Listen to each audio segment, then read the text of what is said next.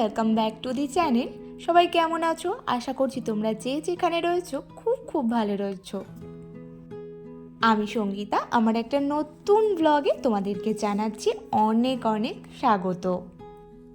আজকে আমি আমার শীতের বেলায় রাতের দিকে কি কাজকর্ম করে থাকি সেগুলোই দেখাবো। এখন ঘড়িতে বাজে ওই 8টা মতো, আর এখন আমি চলে এসেছি রান্নাঘরে এসেই আমি প্রথমে কিন্তু ভাতটা বসিয়ে দিয়েছি। সাধারণত বেশিরভাগ দিনই আমার কিন্তু রাতের বেলা খুব একটা রান্নার চাপ থাকে না, কারণ তরকারি দুপুরবেলা যেটা থাকে সেটার সাথে একটুখানি ভাত করে নিলেই হয়ে যায়। তবে আজকে দুপুরে তেমন কিছু রান্না হয়নি, সেই কারণে কিন্তু রাত্রেবেলা ওই যে টুকটাক একটু কিছু বানাতে হচ্ছে। তবে আজকে কিন্তু আমি এই যে রাতের রান্নার সাথে সাথে কালকের রান্নারও একেবারে আয়োজন করে রাখবো।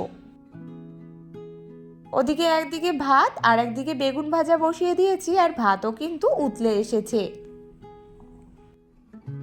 আর এখন কিছু বাসন হয়েছে, সেগুলোই পরিষ্কার করে নেব।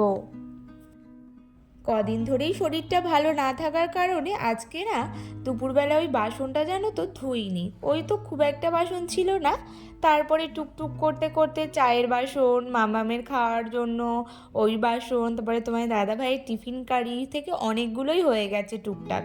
তো ভাবলাম চলো একেবারে এখনই রান্নার সময় এই যে মেজে নিই। তো সেই কারণে দেখো লেগে পড়লাম এখন বাসনটা মেজে নিতে। আর ওই যে এখন একটু জল ঘাটলেই যেন আরও মনে হয় জ্বরটা জাগিয়ে আসছে।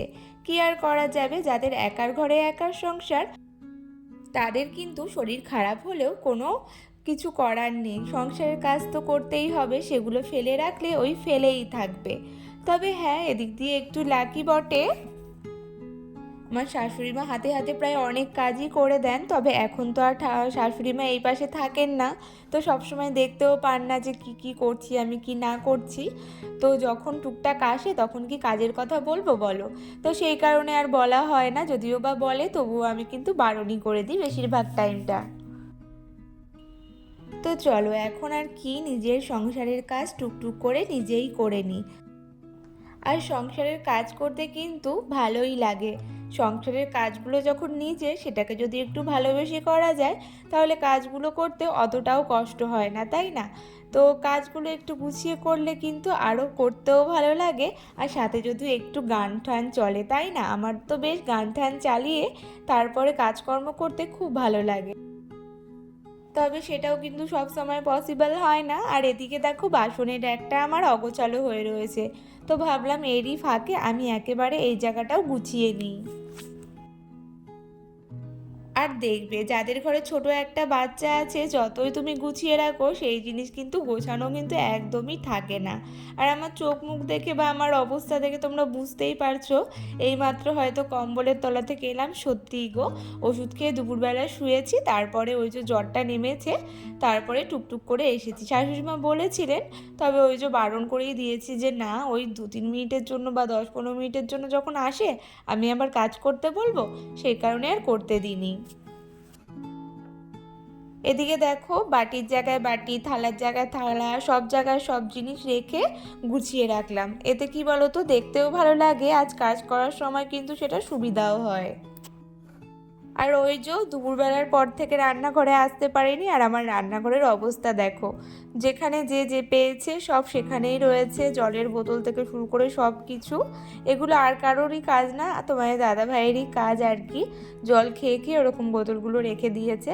তো যাই হোক, এখন এগুলো পরিষ্কার করে নিই চলো।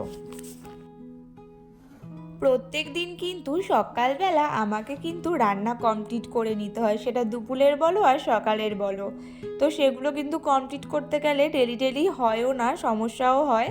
তো আমি বেশিরভাগ কাজই কিন্তু রাতের বেলার দিকেই করে নেওয়ার চেষ্টা করি, যাতে আমার সকালের দিকে একদমই চাপ না হয়। এদিকে বাসন ধুতে গিয়ে, বাসন রাখতে গিয়ে কিছু জল পড়েছিল, তো ভাবলাম একেবারে মুছে নিই, না হলে ওই যে একদম কেমন হয়ে যাবে। আর সাদা টাইলস তো মনে হবে কেমন কাদা কাদা একটা নোংরা নোংরা ভাব। তো সেই কারণে একেবারে মুছে নিলাম। আর এদিকে আমার ভাতটাও হয়ে গেছে। আর এখন কিন্তু আমি মাছটা ভেজে নেব কালকের জন্য। এই যে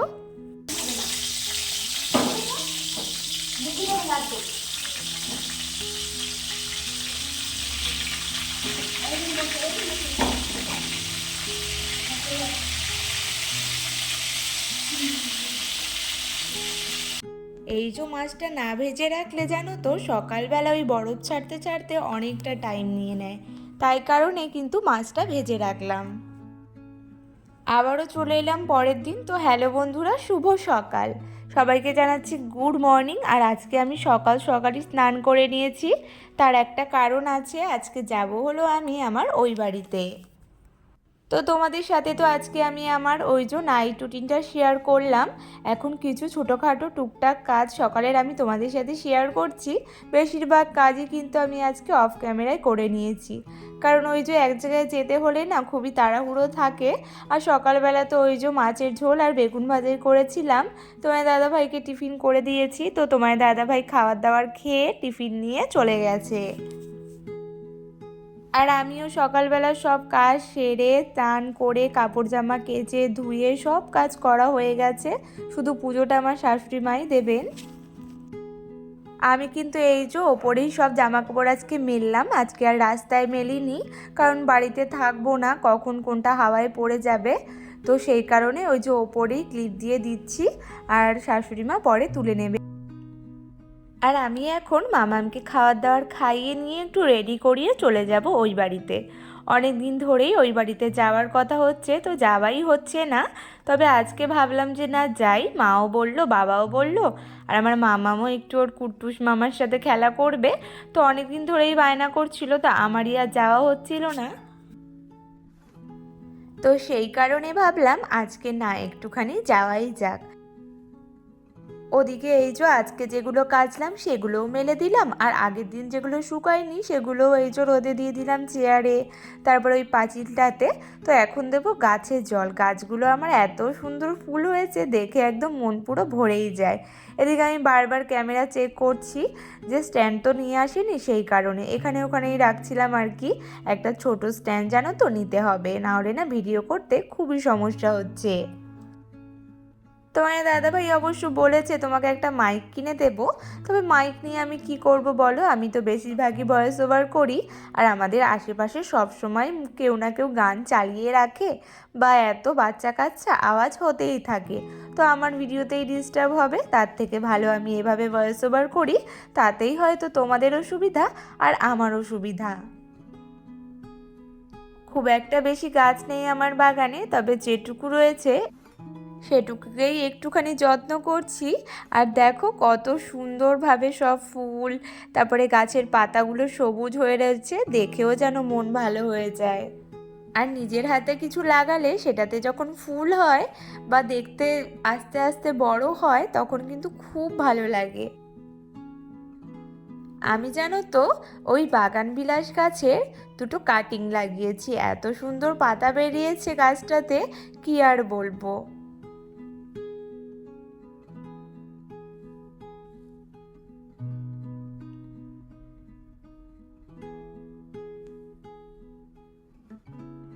আর এইটা হলো আমার বাগানের নতুন সদস্য।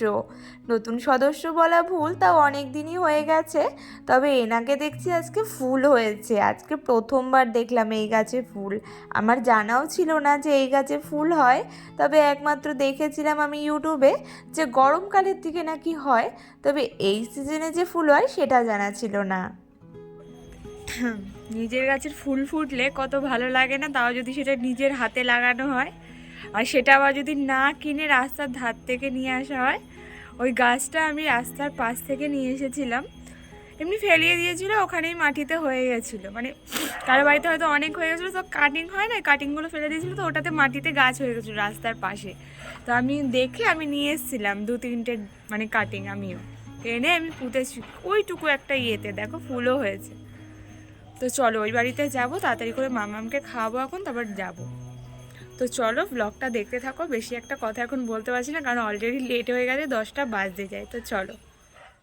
এদিকে কিন্তু আমার মামামকে খাওয়ানো হয়ে গেছে, আর এদিকে আমার মামামের দুষ্টুমি চালু। আর হয়তো আওয়াজ শুনতে পারছে তোমরা পাশে, আসলে মামাম ঘুমাচ্ছে, আর একটু সর্দি লেগেছে, তো সেই কারণে একটু নাকও টানছে। তোমাদের যদি অসুবিধা হয় কিছু করার নেই, তোমরা একটু অ্যাডজাস্ট করে নিও।